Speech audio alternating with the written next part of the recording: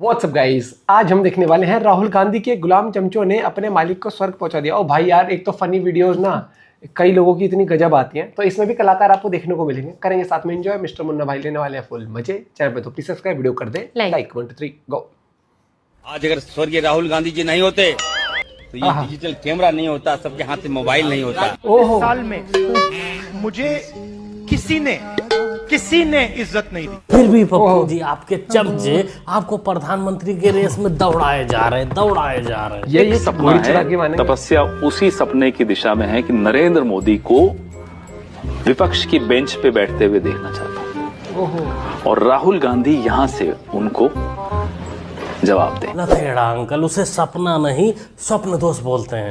सुबह उठोगे तो पता चलेगा सब गीला गीला हो गया है। 2024 के चुनाव में संविधान की पिपुड़ी बजाकर तो तुम्हारा पप्पू संसद में घुस भी गया था, लेकिन उम्मीद नहीं लग रही कि 2029 में वो घुस भी पाएगा। कि जनता को हर बार एक ही मुद्दे पर बरगलाना इतना आसान नहीं है। कांग्रेस पार्टी में प्रणब मुखर्जी हो गए, शशि थरूर, सिंधिया जी, दिग्गी राजा, गुलाम नबी आजाद, इन सब के अलावा इन सब को छोड़कर तुमको लगता है कि नहीं इनसे ज्यादा पप्पू टैलेंटेड है। ये तो मानसिकता साफ नजर आती है कि ये टैलेंट के दम पे नहीं, गुलामी के दम पे ये सब बातें बोली जा रही है। राहुल गांधी पीएम कब बनेंगे? आपने अभी कहा बनेंगे। 29 से पहले बनेंगे। 29 से पहले बनेंगे, बन जाएंगे।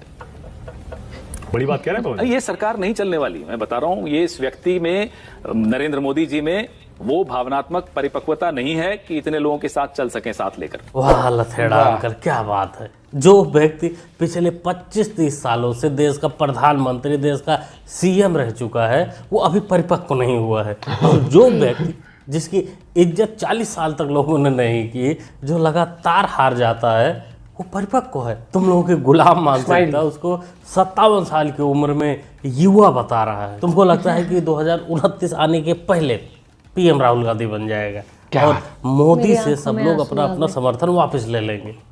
लथेड़ा अंकल, अगर ऐसा हुआ भी तो पीएम राहुल नहीं बनेगा, फिर भी नहीं बनेगा, क्योंकि कुर्सी के लिए कम से कम 20 प्रधानमंत्री तैयार बैठे होंगे और तुम्हारे पप्पू का नंबर पीछे से 20वां ही होगा। ये चंद्रप्रभा नदी और ये चंद्रप्रभा नदी रोहतांग हिमाचल से निकली है, यहाँ के ग्लेशियरों से निकली है। साफ पानी, ठंडा पानी, लेकिन ये पानी सीधे पाकिस्तान को जा रहा है। नरेंद्र मोदी जी, ये चंद्रप्रभा नदी सारे पानी को लेकर के सीधे पाकिस्तान जा रही है। हमारे यहाँ पर रोहतांग से निकली हुई नदी का पानी पाकिस्तान जा रहा है।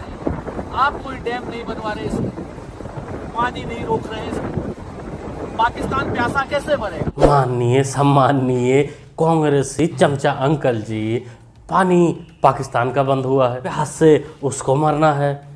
गला तुम्हारा क्यों सूख रहा है? उसे डियर चमचा जी, ये जो नदी तुम बता रहे हो चंद्रप्रभा, ये चंद्रप्रभा नहीं चंद्रभागा नदी है। और दूसरी बात, ये नदी सीधा पाकिस्तान नहीं जाती है, ये सिंधु नदी में जाकर मिलती है, फिर सिंधु नदी पाकिस्तान जाती है।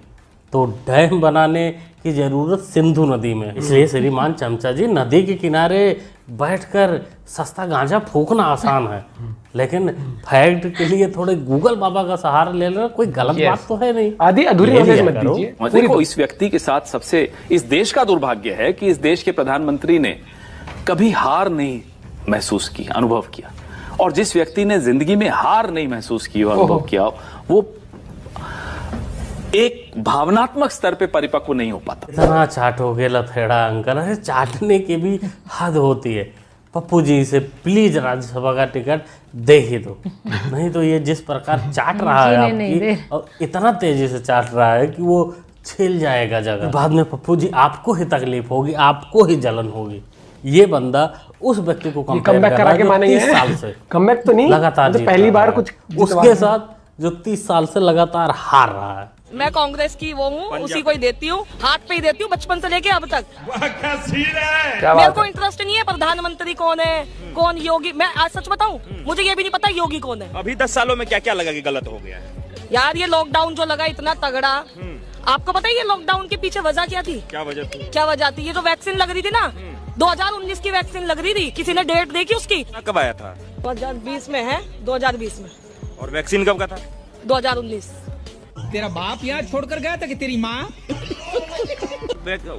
कोरोना आने से पहले बन गया था वैक्सीन। देखो जी, कोई इस चमची के ज्ञान पर नहीं हंसेगा, क्योंकि इस चमची ने, इस कांग्रेसी चमचे ने शुरू में ही बता दिया था कि मैं कांग्रेस की वो हूँ, उसी को ही देती हूँ, हाथ पे ही देती हूँ बचपन से लेके अब तक। हाँ जी, ये कांग्रेस की वो है, वो गजब वो है। अगर भाई साहब मान आप इसकी लीजिए। बुद्धि का अनुमान तो लगा ही 100% सकते हो। इस्तेमाल। जैसा गुरु वैसा चेला, आई मीन टू से जैसा उसका मालिक वैसे उसका चाटने वाला। कोई नॉलेज नहीं, वाली। कुछ आजकल नहीं। 21वीं सदी में मजदूर को गिग वर्कर कहा जाता है। वो घरों में खाना ले जाते हैं, घरों में खाना पकाते हैं, पिज्जा ले जाते हैं, अमेज़न की डिलीवरी ले जाते हैं, धूप पे ले जाते हैं, सड़क पे मरते हैं। अमेज़न की डिलीवरी ले जाते हैं, धूप पे ले जाते हैं, सड़क पे मरते हैं, सड़क पे मरते हैं। तेलंगाना में उनकी लिस्ट निकाली, सारे के सारे या ओबीसी या दलित या आदिवासी। क्योंकि इस बात से सेंस इतना है कि जो लोग रोजगार कर रहे हैं, अमेज़न में डिलीवरी कर रहे हैं, वगैरह वगैरह जो भी काम कर रहे हैं, वो काम अपना पहले बंद कर दें, क्योंकि पप्पू की सरकार जब आएगी तो इंजीनियर, डॉक्टर बना दे, जाके सबको कलेक्टर बनाएगा। देश में करोड़ों युवा हैं, महिलाएं हैं, इनकी हमारी सरकार मदद करेगी। एक को नहीं छोड़ेगी, बता रहा हूँ। पकड़ पकड़ के फैक्ट्रियों में जाके, कस्बों में जाके, इधर आओ, मदद करनी है तुम्हारी, खड़े हो जाओ, रोजगार दो उत्तर प्रदेश। देखो जी, कुछ लोग धरती पर ऐसे ही चले आते हैं, उनको ये भी नहीं पता होता कि उनका अवतरण यहाँ किस लिए हुआ है। वो पैदा हो गए हैं, उसी का फर्ज वो निभाते रहते हैं और अपना बोझ हल्का करते रहते हैं। बाकी पप्पू के बारे में लोग कुछ भी सोचें, लेकिन मुझे पर्सनली लगता है कि इस धरती का सबसे सुखी इंसान, सबसे सुखी पॉलिटिशियन अपना पप्पू ही है, क्योंकि ना इन्हें जीत की उम्मीद, ना इन्हें हारने का डर, ना इन्हें बीवी की टेंशन, ना इनको बच्चों की फिक्र, ना इनको उम्र का लिहाज, ना इनके खोपड़ी में दिमाग। इसलिए लाइफ एकदम झक्कास। आज अगर स्वर्गीय राहुल गांधी जी नहीं होते। सर, दूसरा जो सवाल है मेरा वो ये है, जादूगर कहा है उन्होंने राहुल जी को, और उन्होंने कहा है ने कुछ इंटरव्यू दिया, उसमें बोला कि ऐसा कौन सा जादू है कि एक झटके में गरीबी मिटा सकते हैं। ऐसा कौन सा जादू है कि एक झटके में गरीबी मिटाई जा सकती है? आपने जो गरीबी को एक झटके में मिटाने की बात की, देखिए ये कोई नहीं कह रहा है कि गरीबी को एक झटके में मिटाया जाएगा। आपने कहा था उस दिन जब आप नाव में थे, तब आपने कहा था एक झटके से हिंदुस्तान से हम गरीबी को मिटा देंगे। सरकार महोदय, यहाँ तो मेरे को सबसे बड़ी गलती अब बताओ, लग रहा है, सब आप पर आ रहा है, जबकि आपको पता है कि पप्पू जी अपनी सिर्फ ड्यूटी निभाते हैं। इनको जो स्क्रिप्ट मिल जाती है वही ये बोलते हैं। आप सोचो, आप अपना दिमाग लगाओ, आप अपने दिमाग पर जोर डालो कि जो बेचारा इनकी स्क्रिप्ट लिखता होगा और रात को सोता कैसे होगा, उस बेचारे पर क्या बीतती होगी, आप अनुमान भी नहीं लगा सकते। हम तो कहेंगे keep it up Pappu ji, keep it up. Whole family Munna Bhai की आपके साथ है। कहना चाहेंगे आप? कहना क्या, पहले मेरे बारे में तो जान लो। सोनिया गांधी जी जब तक प्रधानमंत्री नहीं बनेंगे तब तक मैं शादी नहीं करूंगा। मैं अभी तक शादी नहीं की, आज तक अटल हूँ, और मैं नया घोषणा कर रहा हूँ, कन्हैया बिहार का शेर को मुख्यमंत्री बनाऊंगा और प्रधानमंत्री पीएम राहुल गांधी को बनाऊंगा। अगर ये दोनों का मांग पूरा हो गया तो मैं उसके बाद शादी करने का घोषणा करूंगा। ये चमचा भी लड़ुआ ही मरेगा। 57 का हो गया है बेचारा, और उम्मीद अभी भी 0% की है। राहुल गांधी के जो चमचे हैं वो खुद कहते हैं अब कि वो पता नहीं जी कौन सा नशा करता है, पप्पू मेरा थाईलैंड में मजा करता है, कि छुप छुप के कभी वो नेपाल के डिस्को में मिले, चमचों से वो ऐसे ही दगा करता है। ठीक है, तो ये कहानी राहुल गांधी का साफ है। ये भारत जोड़ो यात्रा, भारत जोड़ो न्याय यात्रा, रोजगार दो पलायन रोको यात्रा, फिर कांग्रेस खोजो यात्रा, सोनिया बचाओ यात्रा, और पप्पू और पप्पी, पप्पू और पप्पू की बहन पप्पी, ये दोनों का गेम खत्म है। ये भाई काहे भाई जले पर नमक छिड़क रहे हो? अरे चमचों को सपना देखने का भी अधिकार नहीं है?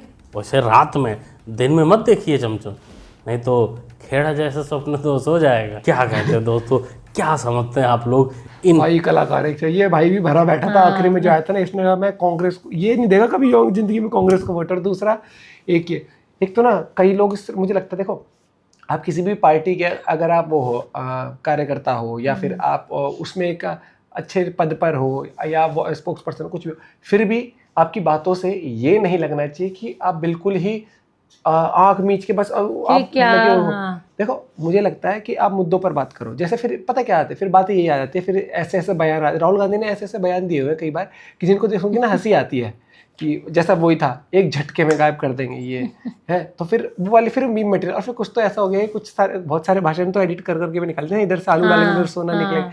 मुझे लगता है कि आपको ना रियलिस्टिक तरीके से काम करना पड़ेगा। जैसे आपने कॉन्स्टिट्यूशन खराब वो संविधान खत्म हो जाएगा, ये ऐसी ऐसी बातें कर दी। ये वो टाइम नहीं है जो अब जनता बिल्कुल ही पढ़ी लिखी नहीं है, सबके पास फोन है, सबको पता है संविधान क्या है, संविधान कैसे खत्म होता है, संविधान कैसे खत्म नहीं होता, दुनिया कैसे चलती है, देश कैसे चलता है। हर एक इंसान के हाथ में फोन आ गया है। Majority of the people are using WhatsApp. उनको अगर व्हाट्सएप चलाना आ गया है तो उनको ये भी पता है क्या सही है क्या गलत है, बहुत सारी नॉलेज आ जाती है। तो ये कहते ना कि मोदी अब की बार आ गया तो संविधान डिक्टेटरशिप आ जाएगी, तानाशाही आ जाएगी, भाई अब इन चीज़ों से ऊपर निकलो। तो आप बात करो कि क्या आप रिफॉर्म्स ला सकते हो, क्या आप चेंज करोगे अब जब आप आओगे। तो बाकी इस तरीके से तो मुझे नहीं लगता कि आगे जाके कोई वो आप कोई भी प्रॉपर वो दमदार आप वो स्टांस ले रहे हो कंपटीशन देने के लिए। कंपटीशन तभी हो सकता है जब आपकी बातें ऐसी हो कि जिन पे जनता बोले यार हाँ ये वाला चेंज अगर ये ले आए और ये आ गए सरकार में, ये चेंज करें तो एक बेटरमेंट हो सकता है। बहुत सारी चीज़ें हैं, जैसे अभी मुझे एग्जाम्पल छोटा सा मुद्दा है। अब गवर्नमेंट एक तरह कह रही है, एग्जाम्पल बीजेपी गवर्नमेंट भी कह रही है कि ईवी के पीछे भागो, ईवी लो ईवी लो। अरे सोसाइटी वाला ईवी कैसे ले ले? मैं एग्जांपल सोसाइटी में रह रहा हूँ, मैं 8वें फ्लोर पर हूँ, 12-15 मंजिल की बिल्डिंग है। अब मैं ईवी ले लूँ, चार्ज कहाँ करूँ? अभी घर के पास एक स्टेशन है यहाँ से 2 किलोमीटर दूर, मान लो मैं वहाँ चार्ज करने जाऊँ, देखा मैंने खराब पड़ा है वो एप्लीकेशन में, लेता ना फॉल्टेड। क्या करे इंसान? और फिर कहते हैं ईवी सस्ती भी पड़ेगी। अरे सस्ती तो पड़ेगी जब खुद के मीटर चार्ज करो। खुद का मीटर कहाँ लगवाऊँ फिर मैं? अभी ये कहीं किसी ने वो करा था खुद से चार्ज मीटर में, RW ने उसके ऊपर केस फाइल कर दिया, उससे पैसे वैसे ले लिए। ये चीज है कुछ की मतलब गवर्नमेंट को आम जनता की प्रॉब्लम्स है ये। गाड़ी आम जनता लेती है, इलेक्ट्रिक व्हीकल सस्ते मिलेंगे तो जनता ही भागेगी, बाइक स्कूटी ये सब लेने के जनता ही भागेगी। अब मैं यहाँ पर इलेक्ट्रिक स्कूटी नहीं, मैंने इलेक्ट्रिक स्कूटी ले ली, मेरा घर का मीटर है, मुझे कनेक्शन मेरे को पार्किंग में मिलना चाहिए ना। अब दुनिया ये कह देगी जी सोसाइटी के अंदर ना आपको पार्किंग वो मिल जाएगा, सोसाइटी इलेक्ट्रिक चार्जर्स लगाएगी, 2 लगा देगी, 3 लगा देगी। रह रहे वहाँ पर 150 लोग, 150 ईवी कैसे चार्ज होएंगे वहाँ पर? जिसमें कि टाइम भी लगता है, टाइम लगता है, प्लस कुछ सोसाइटीज में लगे हैं 7-7 किलोवाट के हैं, 7 किलोवाट में 12-15 घंटे में गाड़ी चार्ज होएगी। मतलब 12-15 घंटे में एक बंदा चार्ज करेगा, क्या करे? तो कल की एक बंदा छुट्टी ले, बहुत मेजर है इशू। और मुझे लगता है इसके लिए यार एक बात बताओ, रिफॉर्म्स क्यों नहीं आ सकते? जहाँ गाड़ी खड़ी है वहीं पर ही तो तारे तो बिछाना है। मीटर लग गया, मीटर को एक ऐसे बक्से के अंदर प्रोटेक्ट कर दो कि जिसके पार्किंग में जिसको मीटर मिला है वो अपना एक तगड़ा सा बॉक्स बनवाए, उसको वो करवाए। अभी ऐसे तो ले भी नहीं सकते, चीजें हैं बहुत सारी। जैसे एग्जाम्पल मेरा मन कर लेने का, मैं थोड़ा कॉम्प्लिकेट हो जाऊंगा। ये मुद्दे होते हैं जिसको एड्रेस करो यार, आम जनता भी समझे बात। हम जादू करके खाब कर देंगे, हम झटके में खत्म कर देंगे, ये नहीं। तानाशाही नॉट द डिस्कशन। नहीं देखो, अपोजिशन क्वेश्चन करता है और वो अच्छी बातें करना चाहिए, लेकिन टॉपिक ऐसे हो कि लगे कि हाँ भाई बात तो सही है। मिलते हैं वीडियो के साथ, बाय बाय, टेक केयर।